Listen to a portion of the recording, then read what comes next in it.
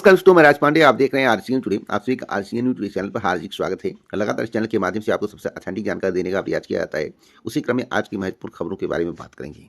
तो वीडियो को फटाफट लाइक कर दें, शेयर कर दें। बहुत सारी खबरें हैं, देश भर की खबरें हैं, देश दुनिया की खबरें हैं, जो आपके लिए अति महत्वपूर्ण है। वीडियो को ध्यान से सुनेंगे, समझने का प्रयास करेंगे तो आपको सबसे ऑथेंटिक जानकारी मिलेगी।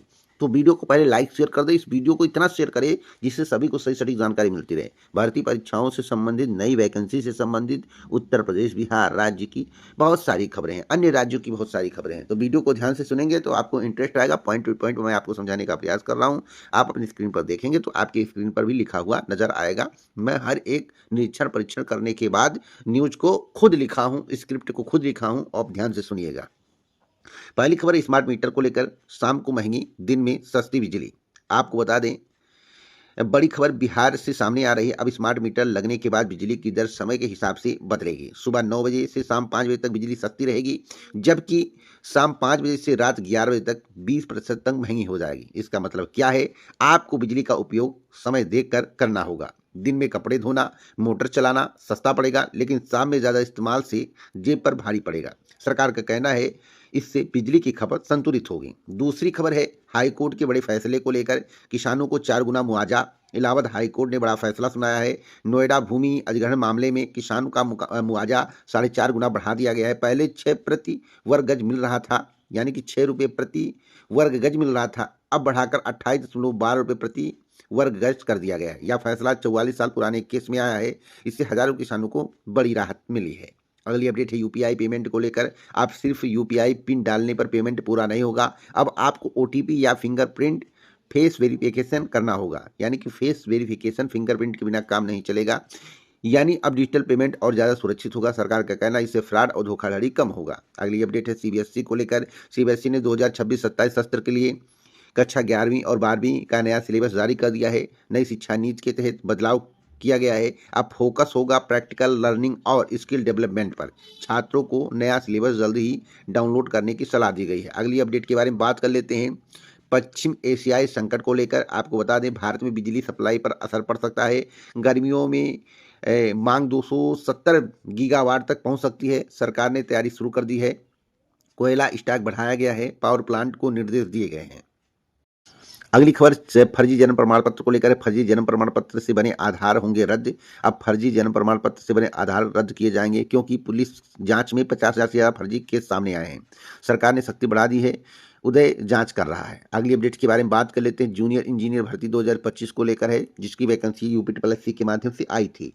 आपको बता दें कुल पदों की संख्या 1731 थी। सिविल, मैकेनिकल और इलेक्ट्रिकल। चयन पेड स्कोर के आधार पर होगा। लाखों उम्मीदवार के लिए बड़ा मौका है। तो ये अब तक की सबसे बड़ी अपडेट है। एक बड़ी अपडेट मैं आपको और देना चाहता हूँ। लेखपाल परीक्षा को लेकर 3.66 लाख अभ्यर्थी यूपी लेखपाल भर्ती में शामिल होंगे। 3,66,712 उम्मीदवार मुख्य परीक्षा में शामिल होंगे।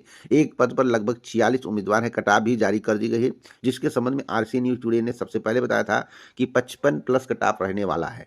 55 प्लस वाले तैयारी करें। तो 55 दशमलव कुछ गया था, जो कि इस चैनल के माध्यम से सबसे सही सटीक जानकारी दी गई थी। तेलंगाना में नया कानून लागू। आपको बताना चाहता हूं, तेलंगाना सरकार ने बड़ा फैसला लिया। माता पिता की देखभाल न करने पर सैलरी का 15% हिस्सा काट दिया जाएगा। या अगली खबर जनगणना को लेकर है। जनगणना का पहला चरण शुरू हो गया है। इस बार जनगणना पूरी तरह डिजिटल होगी। लोगों से कुल 34 सवाल पूछे जाएंगे। मोबाइल और इंटरनेट उपयोग, घर की सुविधाएं, पानी और संसाधनों की जानकारी। सरकार का उद्देश्य है डिजिटल डेटा के आधार पर बेहतर योजनाएं बनाना। अगली अपडेट के बारे में बात कर लेते हैं। कई ग्राम पंचायतों ने अभी तक जीएसटी रिटर्न नहीं भरा है, जबकि रजिस्ट्रेशन करना अनिवार्य है। 800 पंचायतों ने रजिस्ट्रेशन कराया, लेकिन 734 ने अभी तक नहीं किया। अब विभाग कार्रवाई की तैयारी में है। नियम अनुसार 2.5 लाख से ज़्यादा खर्च पर जीएसटी लागू होता है।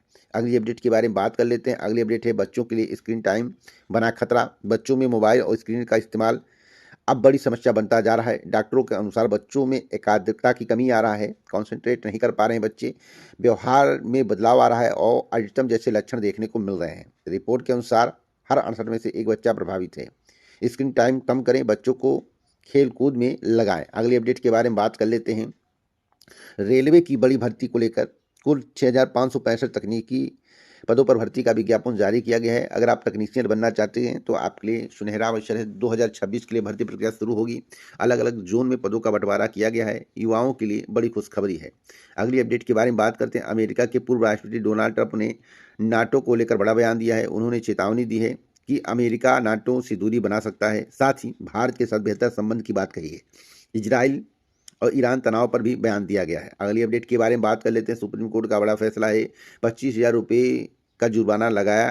कोर्ट ने कहा है अनावश्यक मुकदमेबाजी बंद करें। साथ ही CISF कर्मचारी मामले में हाईकोर्ट का बड़ा फैसला है और फैसला बरकरार रखा गया है। आपको बताना चाहता हूँ सुप्रीम कोर्ट ने केंद्र सरकार को फटकार लगाई है। उसने कहा कि केंद्र सरकार बड़ा मुकदमेबाज है। अगली अपडेट के बारे में बात कर लेता हूँ। शेयर बाजार को लेकर नए वित्त वर्ष के पहले दिन बाजार में जोरदार उछाल। सेंसेक्स 1187 अंक चढ़ा। 9.6 लाख करोड़ रुपए की बढ़ोतरी। सोना चांदी भी महंगे हुए हैं। निवेशकों के लिए बड़ा फायदा। अगली अपडेट के बारे में बात कर लेते हैं। कमर्शियल गैस सिलेंडर को लेकर हवाई सफर भी महंगा हो गया है। पेट्रोल डीजल की कीमतों में बढ़ोतरी आम जनता पर असर पड़ेगा। अगली अपडेट के बारे में बात करते हैं। अगली अपडेट है तेज हवा को लेकर।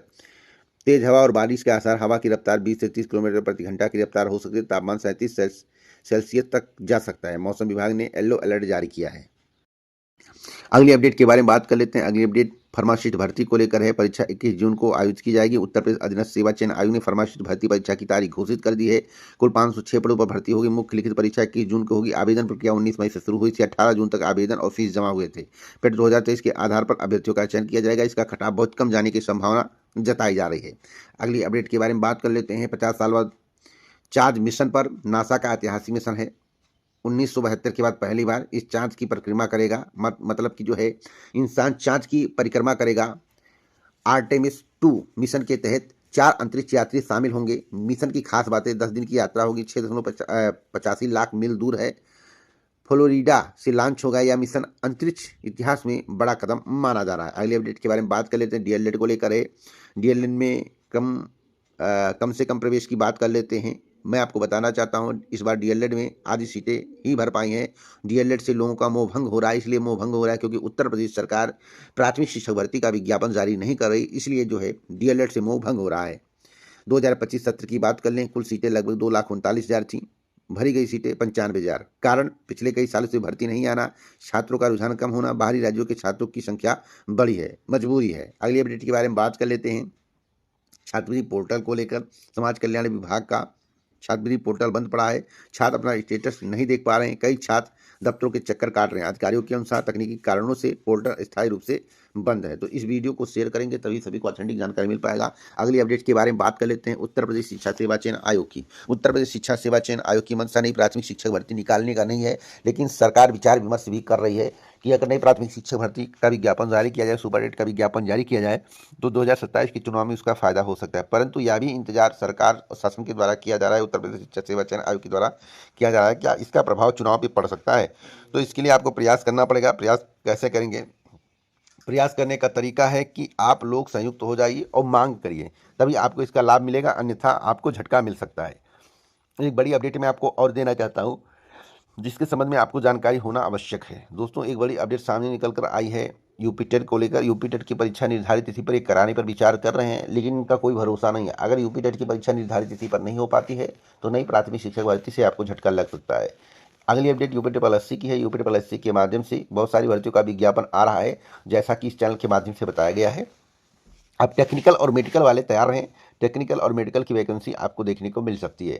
तो इस वीडियो को लाइक शेयर कर दें। पूरा वीडियो सुनने के लिए दिल से धन्यवाद।